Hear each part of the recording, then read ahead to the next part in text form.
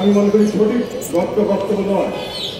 এই বক্তব্যটি সঠিক কোনো সময় ছিল না। উনি সবচেয়ে বেশি গণতন্ত্র বলা রাজনৈতিক নেতা বলে আমার বিশ্বাস। আমি বিশ্বাস করি যে ওনার মতো গণতান্ত্রিক কোনো রাজনৈতিক নেতা বাংলাদেশে খুব কম জনগণ করছে। উনি কোনো সময় সরকার জনগণের ইচ্ছার বাইরে কিছু করেন। জনগণ যেটাতে খুশি হয় সেটাই উনি করেছেন। উনি অনেক সংস্কারমূলক কাজ করেছেন, উনি অনেক ধরনের উন্নয়নমূলক কাজ করেছেন, কিন্তু যে সংস্কারটি জনগণ যে কোনো কারণে গ্রহণ করেনি সেই কাজটি উনি করেননি। যদিও গণমুখী উনি জানতেন ভালো কাজ, তাও করেননি। উনি সুপ্রিম কোর্ট হাইকোর্টের উপরে সর্বোচ্চ সুস্থাপন ছিলেন। কোনো সময় দলীয়করণ করেননি। চাঁদাবাজি কেন্দ্রবাজি দলের কোনোরকম মানুষের অত্যাচার অনাচার করা, কোনো মানুষের রাজনীতিতে বাধাগ্রস্ত করা, তাদেরকে বিভিন্নভাবে যন্ত্রণা করে, তাদেরকে বিভিন্নভাবে অত্যাচার করা আমরা কোনদিন জাতীয় পার্টির তরফ থেকে এটা করছি। আমরা একটা মধুভূমির মধ্যে একটি সুন্দর হলুদানের মতো সকলেকে আমরা আশ্রয় দিয়েছি, বিপদে আমাদের সকলের পাশে দাঁড়িয়েছি এবং মানুষের ভালো করার চেষ্টা করছি। আমরা কোনো সময় কোর্টকে ক্ষতি করার চেষ্টা করি নাই, আমরা দলীয়করণ করি নাই, আমরা বিভিন্নভাবে আমরা যে জনগণের অত্যাচার অনাচার করি নাই, আমরা মানুষের আঘাত ও অধিকারের কোনো আঘাত করছি। আমি শুধু দুটো কথা বলবো, এখানে ঈশ্বর সাহেবের অনেক ধরনের সংস্কার কর্মসূচি আছে, অনেক ধরনের উন্নয়ন কর্মসূচি আছে। আমার কাছে শুধু বিশেষভাবে বলতে চাই না, দুটো জিনিস আমার কাছে বলা হয়েছে। একটি হলো ওনার সংস্কারের মধ্যে উপজেলা পদ্ধতি, এটি হল সবচেয়ে সর্বশ্রেষ্ঠ সংস্কার। সেটি ওনাকে বন্দি বন্ধু নামটা আখ্যায়িত করা যথাযথ বলে আমি করছেন।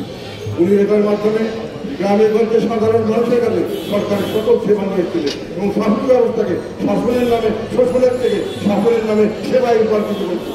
একই সঙ্গে গ্রামে গঞ্জকে একটা জব সেন্টার করে উনি সেখানে অর্থনৈতিক কর্মকাণ্ড সেখানে চালু করেছিলেন এবং একেবারে তৃণমূল পর্যায়ে জনগণের জবাবদিহিতামূলক সরকার স্থাপনের মাধ্যমে সরকার সর্বাত্মকভাবে জনগণের সঙ্গে একটি গণতান্ত্রিক পরিস্থিতি একেবারে তৃণমূল পর্যায়ে সৃষ্টি করেছিলেন। এইটা হলো একটি সংস্কার, সবচেয়ে ভালো সংস্কার আর সবচেয়ে বড় সবচেয়ে উন্নয়নমূলক কাজ অনেক করেছেন। সরাসরি পুল ব্রিজ এখন যা দেখা যায় উন্নয়নের উপকার ওনাকে বলা যায়। রাস্তাঘাট যা করেছে, পরবর্তীকালে সবাই তাকে একটু বাড়িয়েছে, কমেছে, এর বেশি কিছু করা যায়।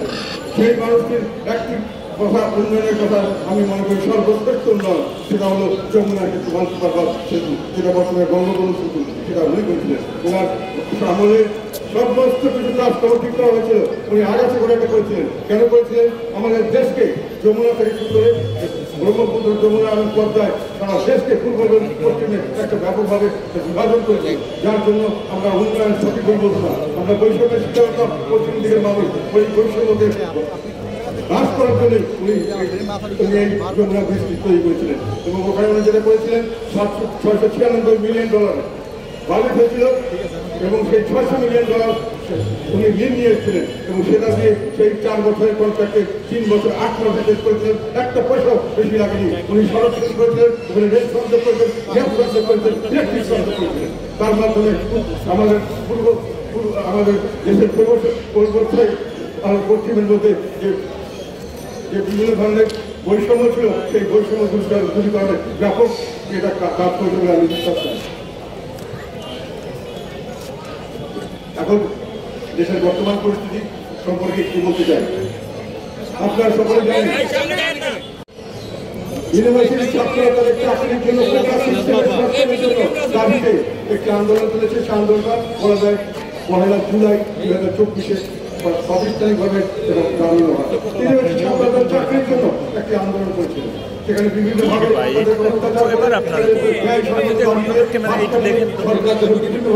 তৎকালীন হাসিনা সরকার বিভিন্নভাবে তখন এখানে অন্যান্য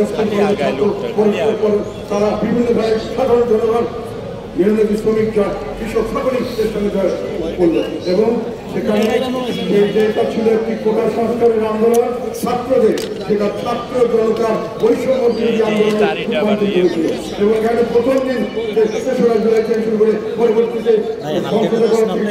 পরবর্তীতে প্রতিটি স্তরে প্রতিটি দিন বিভিন্ন সময় আমি বিভিন্ন জায়গায় মিছিল সংবাদপত্রের সাক্ষাৎকারের মাধ্যমে এই আন্দোলনকে সমর্থন করছি এবং এই আন্দোলনকে আমাদের জাতীয় এবং জুলাই সর্বোচ্চ বিভিন্নভাবে পরিচিত সবার মাধ্যমে আমরা এখানে সর্বোচ্চ সহযোগিতা করা এবং এখানে অহিংস এই ছাত্র জনতার আন্দোলনকে আমরা একাত্মতা ঘোষণা করেছিলাম সকলে জানেন। এবং সেই করতে গিয়ে আমাদের বিভিন্ন জায়গায় আমাদের মানুষ নিহত হয়েছে, জোর করে শুধু দুজন মানুষ নিহত হয়েছেন, তাদের ঠিকানা ঠিকানা সহ আমরা প্রেসকে সাপ্লাই করেছিলাম, তাদের নাম এবং 4 জন মানুষকে অ্যারেস্ট করেছিল, তাদের সমস্ত কিছু আমরা জাতীয় পারি এবং বিভিন্ন মানুষের প্রায় 20-30 জনের বিয়ে হয়েছিল তৎকালীন সময় যখন আমরা এই বৈষম্য ছাত্র আন্দোলন করছিলাম। দুঃখের বিষয় হলো আমরা কিন্তু তখন এটা একটা অহিংস আন্দোলন, সেইভাবে আমরা সমর্থন দিয়েছিলাম। পরবর্তীকালে আমরা যখন 5ই আগস্ট যখন সরকার গঠন করা হয় আমরা শুনেছিলাম, আমাদের সকলে মিলে ঠিক করা হলো যখন ডক্টর মোহাম্মদ ইউনূসকে প্রধান উপদেষ্টা করা হবে, সকলে যখন প্রস্তাব করলো আমরা সেই প্রস্তাবের সঙ্গে একমত হলাম, সকলে আমরা একমত হলাম। ওনার বিষয় কেন আমরা ধরে নিয়েছিলাম উনি হবেন নিউট্রাল, উনি হবেন নিরপেক্ষ একজন ব্যক্তি এবং উনি হবেন লোক লালসার উঠতে, ওনার ক্ষমতার লোক থাকবে না, ওনার টাকা পয়সার লোক থাকবে না, ওনার মান সম্মান সদস্য পৃথিবীতে আছে, এইরকম একজন মানুষকে আমাদের দরকার এই মুহূর্তে এই সংকট মোকাবিলার জন্য। আমরা সকলে ওনাকে সমর্থন দিলাম, ওনাকে মেনে নিলাম, ওনার সঙ্গে থাকলাম। কিন্তু পরবর্তীকালে আমরা যত দিন যেতে থাকলো আমরা দেখলাম আমরা সকলে ওনাকে মেনে নিলাম, উনি আমাদের সকলকে মেনে নিতে পারছেন না। উনি ওনার নিজস্ব লোকজন ওনার নিজস্ব যারা ওনার ঘনিষ্ঠ ব্যক্তিবর্গ তারা দেখা গেল যে বিভিন্নভাবে দেশকে বিভাজিত করার কাজে লিপ্ত হয়েছে এবং সেই বিভাজনটি আমি নিজে একটু অ্যানালাইসিস করে দেখেছি, অত্যন্ত অদ্ভুতভাবে বিভাজন। একটি বিভাজন তারা করলেন, একটা তাদের ব্রড গাইডলাইন হলো যে একটা হলো আমাদের বৈষম্যের বিরোধী সংগ্রামের বৈষম্য বিরোধী শক্তি আর সংগ্রামের শক্তি, আর হলো ফ্যাসিস্ট বিরোধী শক্তি, আর হলো ফ্যাসিস্টের দোসর এবং ফ্যাসিস্ট। এবং সেটা তারা ঠিক করলেন কিভাবে, যারা আওয়ামী লীগ সরকার আমাদের বিভিন্নভাবে কোনোভাবে নির্যাতিত হয়েছেন এবং যারা নির্যাতিত পারতেন এবং ওনাদের ইচ্ছা মতো কিছু লোককে নিয়ে ওনারা দেশপ্রেমিক হিসাবে এবং তাদেরকে ওনারা ফ্যাসিস্ট বিরোধী শক্তি হিসাবে আখ্যায়িত করলেন। আর বাইরে যারা কোনো ধরনের কোনো নির্যাতনের শিকার হন নাই তারা দেশপ্রেমিক নয় এবং তারা এখানে থাকুন, তারা এই বৈষম্য আন্দোলনে আছেন বা ছিলেন সেটা বড় কথা নয়, এবং যারা বৈষম্য আন্দোলনে ছিলেন সেটা বড় কথা নয় যদি তারা কোনো না কোনোভাবে কোনো নাগরিক কোনো আওয়ামী লীগের সঙ্গে কোনো না কোনোভাবে সংশ্লিষ্ট হতেন, আত্মীয় স্বজন বা কোনোখানে গেলেন পাড়া একটা ছবি তুললো, এইভাবে ভাগ করে একটি ভাগকে আরেক ভাগের উপরে 50% লোকের মতো দুই ভাগ হয়ে গেল। 1% শক্তির বিরুদ্ধে আরেকটা হলো ফ্যাসিস্টের দোসর এবং ফ্যাসিস্ট, এইভাবে দুই ভাগ করা হলো এবং এক ভাগকে আরেক ভাগের উপরে প্রতিহিংসা চরিতার্থ করা কর্তব্য সুযোগ চিন্তা করে দেওয়া হলো। সেখানে পুলিশ, সেখানে প্রশাসন, সেখানে বিচার বিভাগ পরোক্ষভাবে এই কাজে সহায়তা করলেন এবং যাদেরকে তারা ফ্যাসিস্ট দোসর এবং ফ্যাসিস্ট বলে আখ্যায়িত করলো তাদেরকে বিনা বিচারে যে কোনো জায়গায় যে কোনো ধরনের অপমান অত্যাচার সমস্ত তার বাড়িঘর লুণ্ঠন, তাদের অফিস আদালত আগুন দেওয়া, তাদেরকে ইন্ডাস্ট্রি নষ্ট করে দেওয়া, বিভিন্নভাবে তাদেরকে